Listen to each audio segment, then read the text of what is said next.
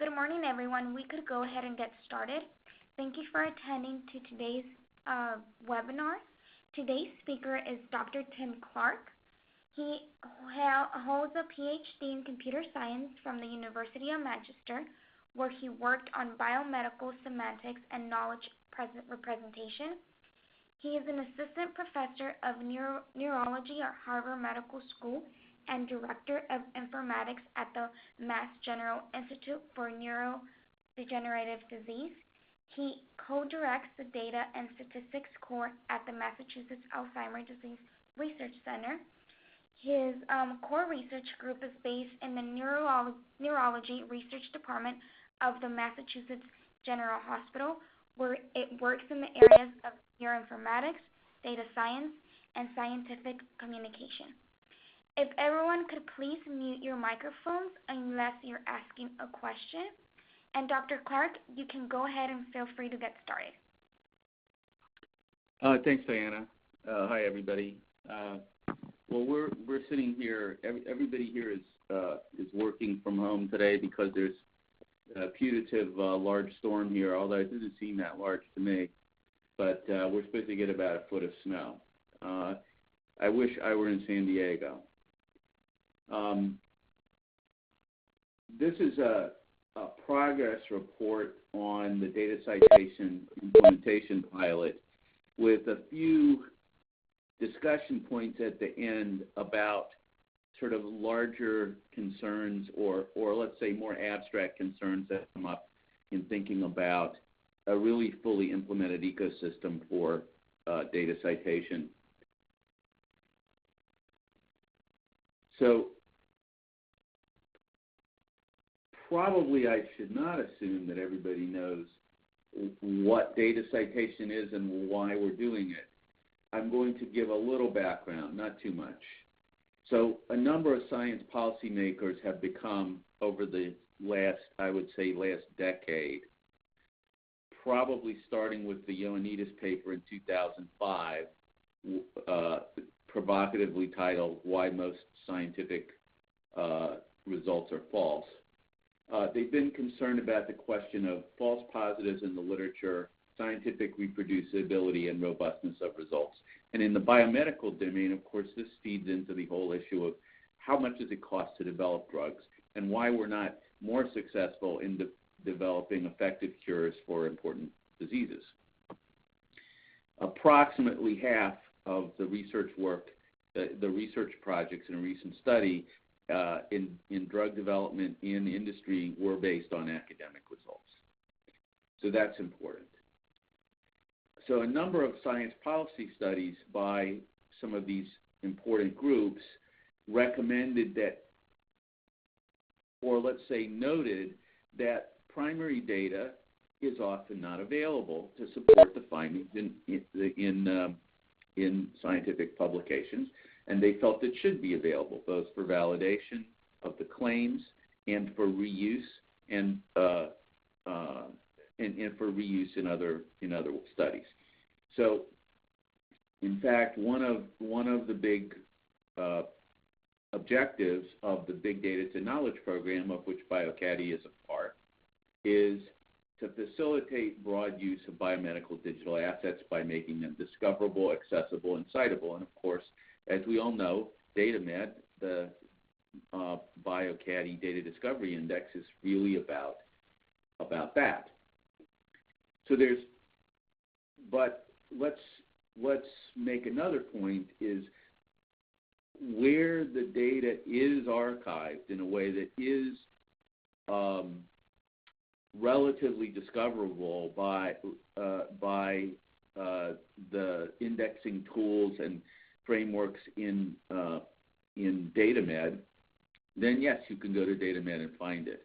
But what about the data that never gets into the pipeline, so to speak? And this gets to the point of data citation, that the idea of data citation is that primary data sets for publications need to be archived in a robust, reliable repository and cited as if they were publications. And because this is an important part, essentially making sure that data comes into the pipeline for bioCADDIE in a reliable, organized way, and that more and more data comes into that pipeline to be indexed, and does not just disappear off the radar screen because it's on somebody's thumb drive. That part of a bioCADDIE supplement was issued on data citation. So, in my view, there's three major reasons to cite data at all. The first is really so that we can do better science, and this gets to the idea of reducing the false positives in the literature, providing a check on those, and to improve reproducibility and robustness down the line. The second is to be able to do big data meta-analysis reusing data, right, and extract new knowledge, so reuse and discovery. And the third is really what we hope is an outcome of both of those first 2 points, to improve biomedical translation in a significant way so that we can cure diseases. So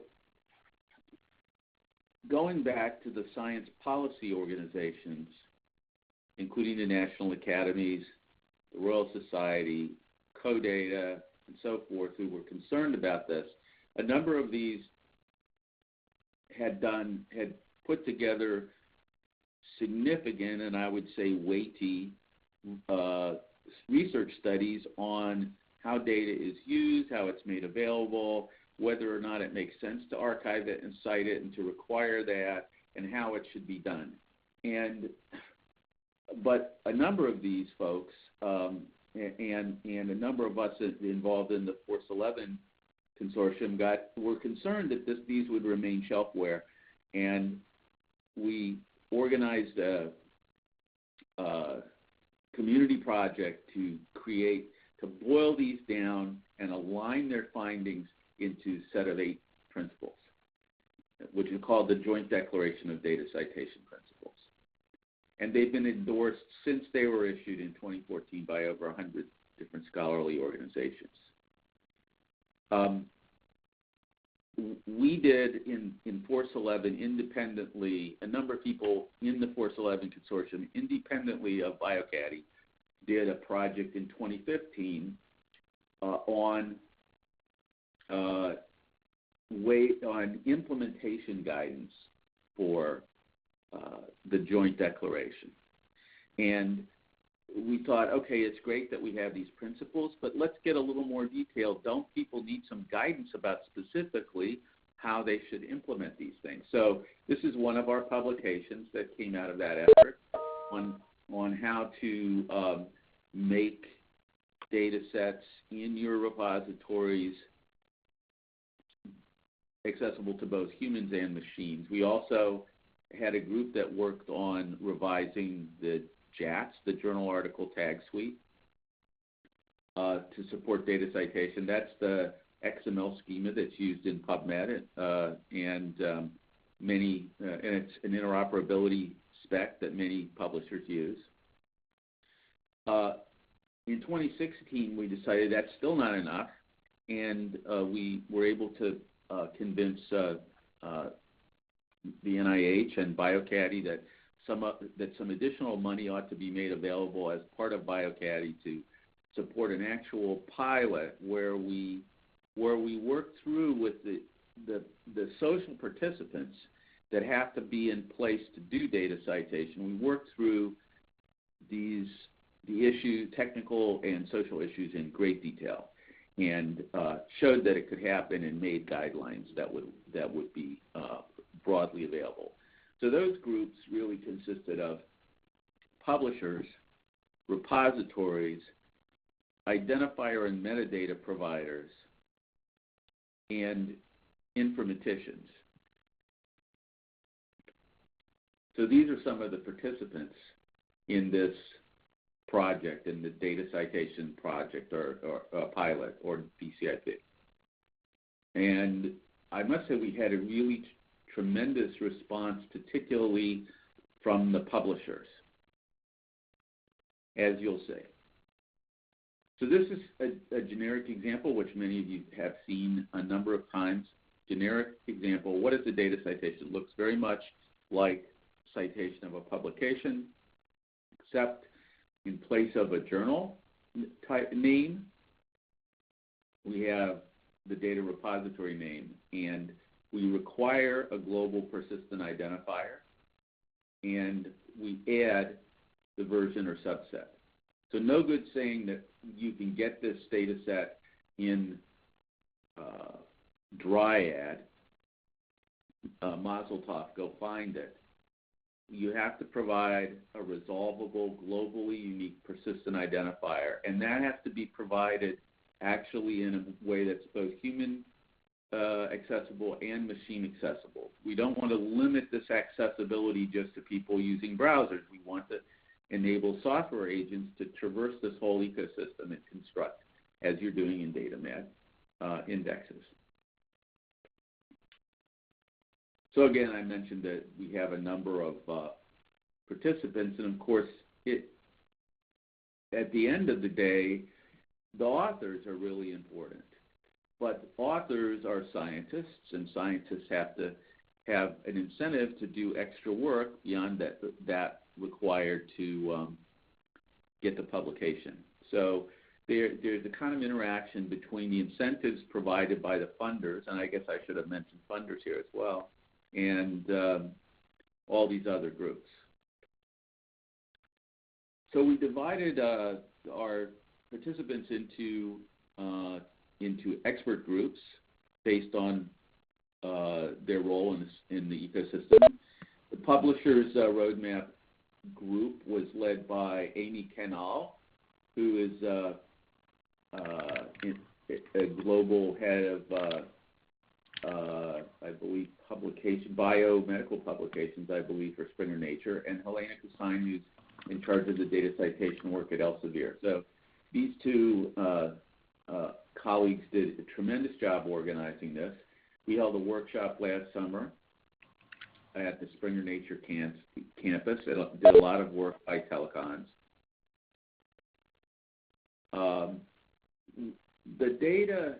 The journals are taking this very seriously, and as you know, Springer Nature publishes Nature scientific data. In 2016, Springer Nature started a company-wide project to support data citation in all journals policies, and Helena is in charge of leading the implementation of that. The publisher's roadmap, which is a document that we've been developing in this group, was developed by folks from those two companies I mentioned, Wiley, PLOS, Frontiers, and a couple of others. I believe eLife was in there as well. And it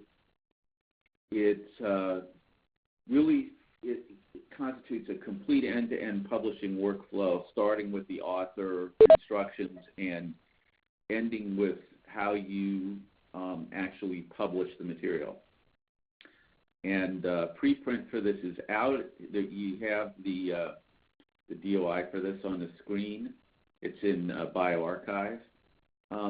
We're not going to go directly, I think, to journal publication on this yet. There are a couple of discussion points that we'd like to finish having, and we may issue a revision. I'll just note that really the guidance in the roadmap was substantially in place by just before the holidays, and Elsevier issued a press release saying that they would adopt these standards, or had adopted these standards in 1,800 of their journals. So that's a good thing. This is what we had hoped to accomplish, rather than sitting back and saying, "We'll see, we published these principles. Why isn't this happening?" So I think we've found that Elsevier and Springer Nature, which constitute a very large part of the scientific publishing world, have served as leaders to other journals, and I think they're going to be following, especially since the roadmap was developed that gives them guidance on how to do it. We also put together a repository metadata expert group, because one of the key points in the joint declaration and in our further research was that when you cite data, the unique identifier that you use to reference it should not resolve directly to the data set itself, but to a landing page in the repository. And this landing page should have certain characteristics that allow it to be properly indexed and discovered and so forth. So we put together a team to work on standardizing the required repository metadata. And we work closely with the DATS team in bioCADDIE to make sure that the metadata elements that we defined for data citation support are aligned with DATS, and they're a subset of DATS. So this team was led by Martin Fenner from DataCite and Mercedes Croces from Dataverse, a Harvard colleague of mine. And they did an excellent job. Worked very hard on it. You'll note that this slide says the preprint was published December 28th of last year. So Martin and Mercedes were clearly working over the holidays on this. I know because I received emails from them during that time. The Rev 1 of the roadmap specifies what the core data citation metadata on a landing page should be and how it is to be serialized. And apparently it's had some impact already, this preprint. They have over 1,000 downloads from bioRxiv in the last 42 days, in about the last month and a half. We've since had some very helpful and useful discussions with folks from schema.org and Google, and we will be developing Rev 2 with some tweaks to the metadata, slight tweaks to the metadata, and in conjunction with both schema.org and Google, and they will be doing some mocks as well to help this work. So basically, just to make it very, very simple, the specifications coming out of this repositories group say that the data citation from the article has to be resolvable, machine resolvable to a landing page, and the landing page has to have appropriate metadata on it that says what the citation is, so it has to be able to resolve to itself and back to the article, and that you should be able to get to the data through some kind of content resolution model from the landing page. And you'll see that as if you think about it, that actually is very important, because it means that two-way path, or that the 3 points here being connected in this way, mean that your discovery indexes, PubMed and DataMed, and I'll include Google Scholar as well, can interoperate. So if you discover something via PubMed, you should be able to readily resolve to the data to the landing page and to the data set. But if you discover it in DataMed, you should be able to readily resolve to the publication. It's important because what good is the data if I have no ready access to the primary publication that says how it was arrived at, what methods were used to derive it and analyze it and put it in that repository.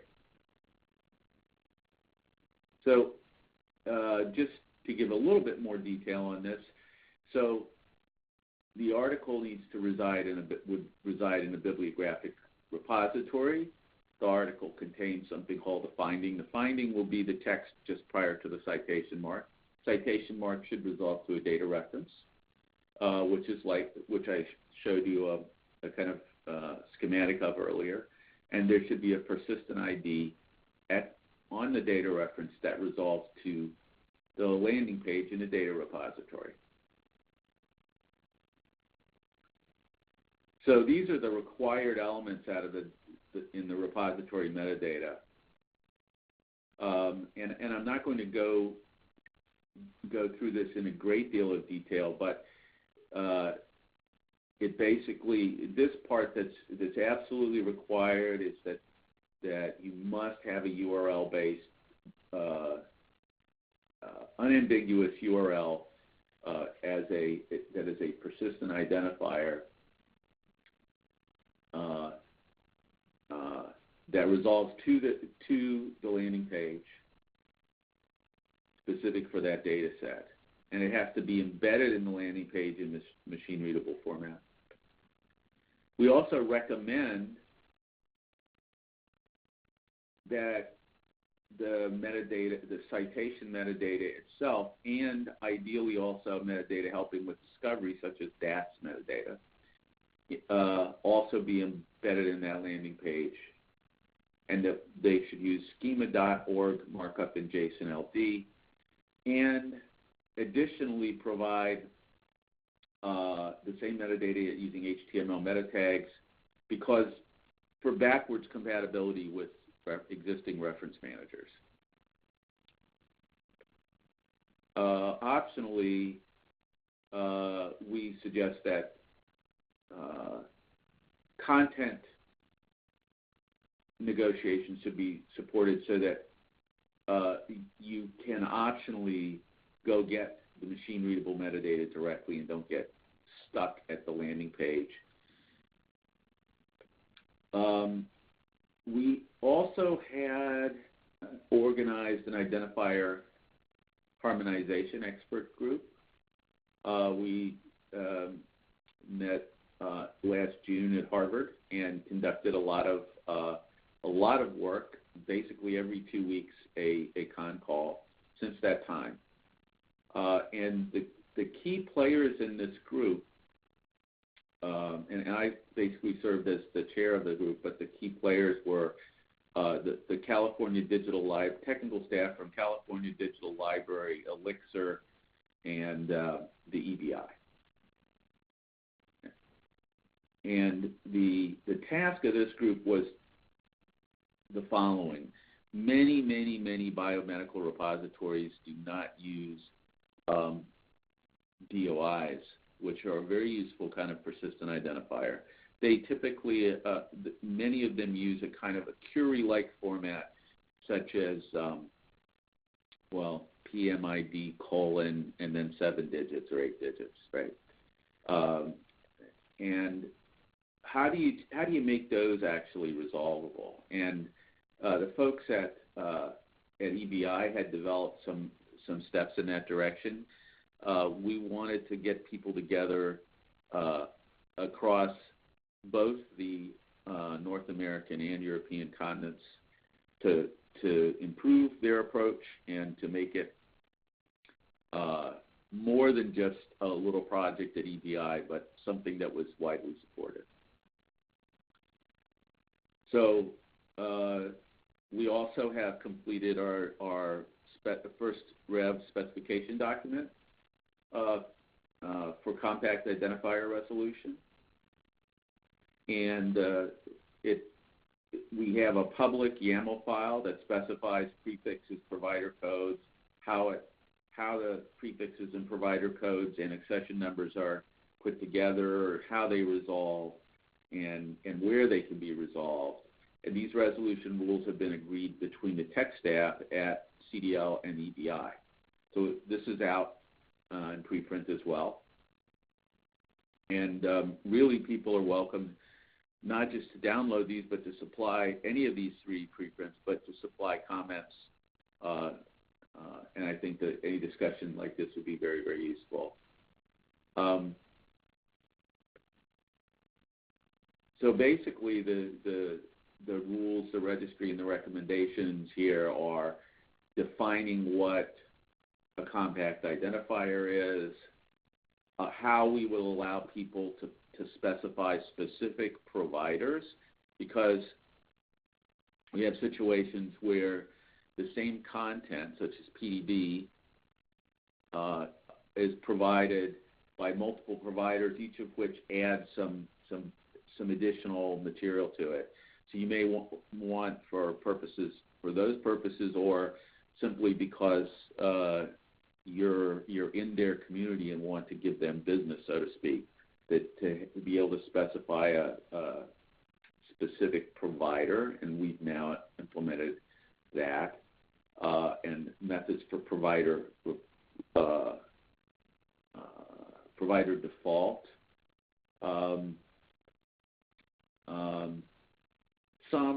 There are little tweaks here, little nits that become a little annoying, because some people embed prefixes in their provider codes, like Go. So all the Go identifiers begin Go : So we eliminate prefix duplication. We have administration through GitHub pull requests, and the committers are designated staff from the two institutions I mentioned. And I'll just say that the next steps are very important, because we really haven't done sufficient work to make this totally robust yet. The rest of the work to make it robust, and the same thing really kind of goes for the other two projects, is to conduct outreach to get additional buy-in. We've had considerable interest from folks at NLM, both on the Commons and in NLM research groups.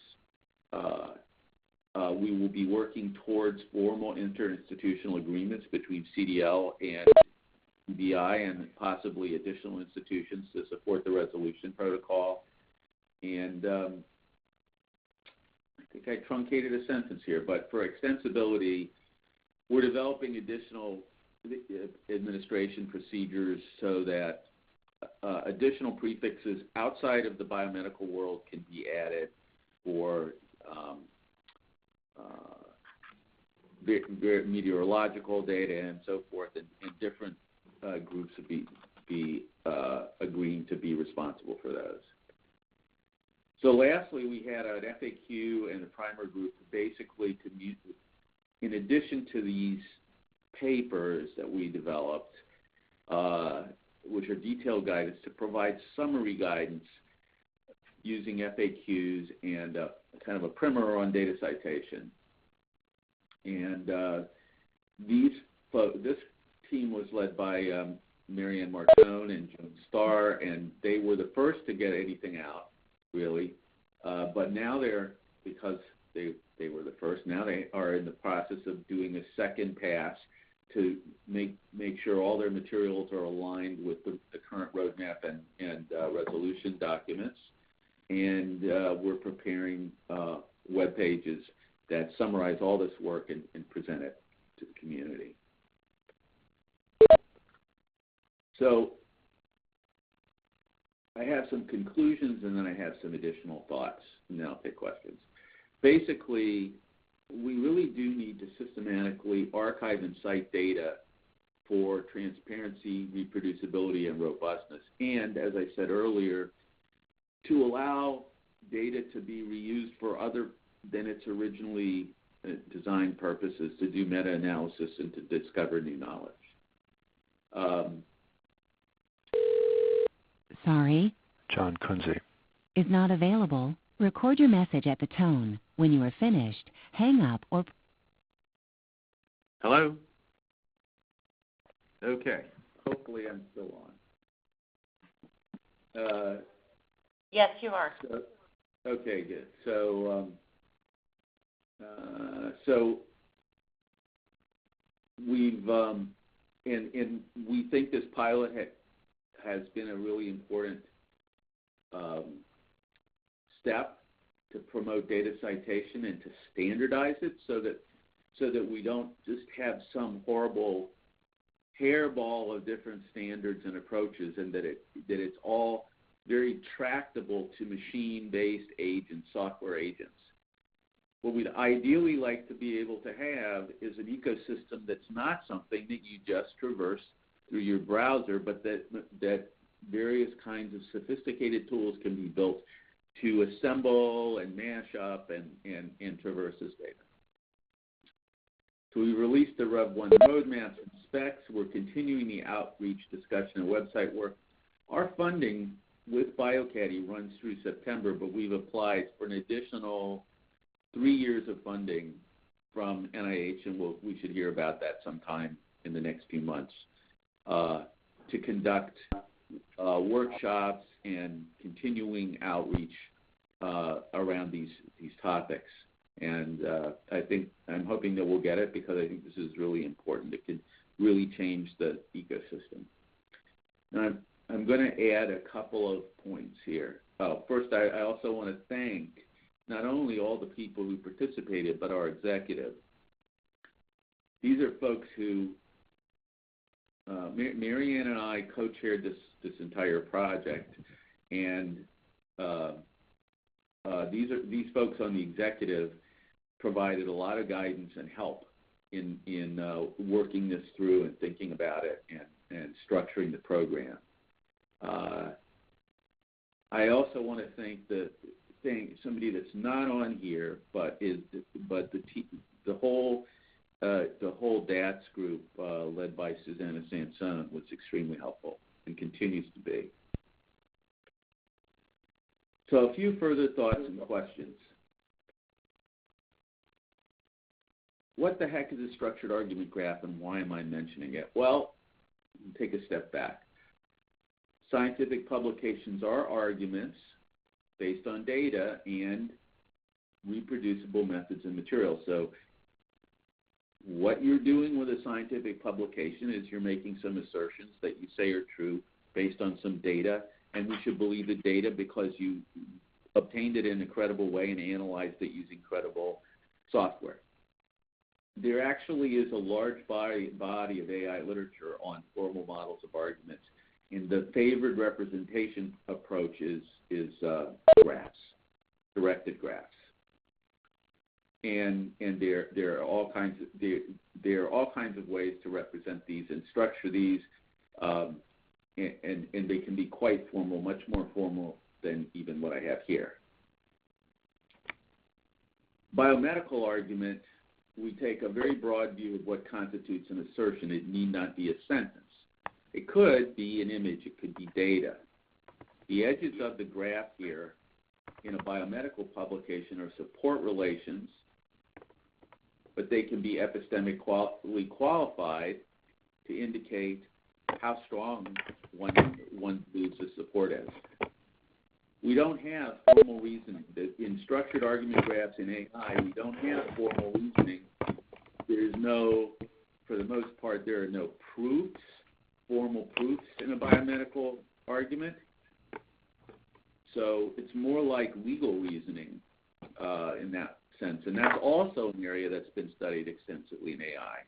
And in biomedical argument, while it can include challenge relationships and neutrality, such as just discussing something, the focus is on support relationships. Here's my first question. Does a collection of data citations, linking pages, and data constitute an argument graph? And these are just thoughts for you guys to think about. Does it constitute an argument graph? Second, do we need support graphs for data? Should data reside exclusively at the leaf nodes of a support graph? In what sense is data also an assertion and not just a backing for assertions? So if data supports the validity of assertions, what supports the validity of data?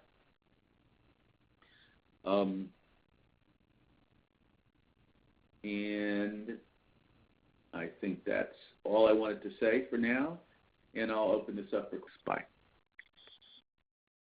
All right, thank you everyone for joining our webinar.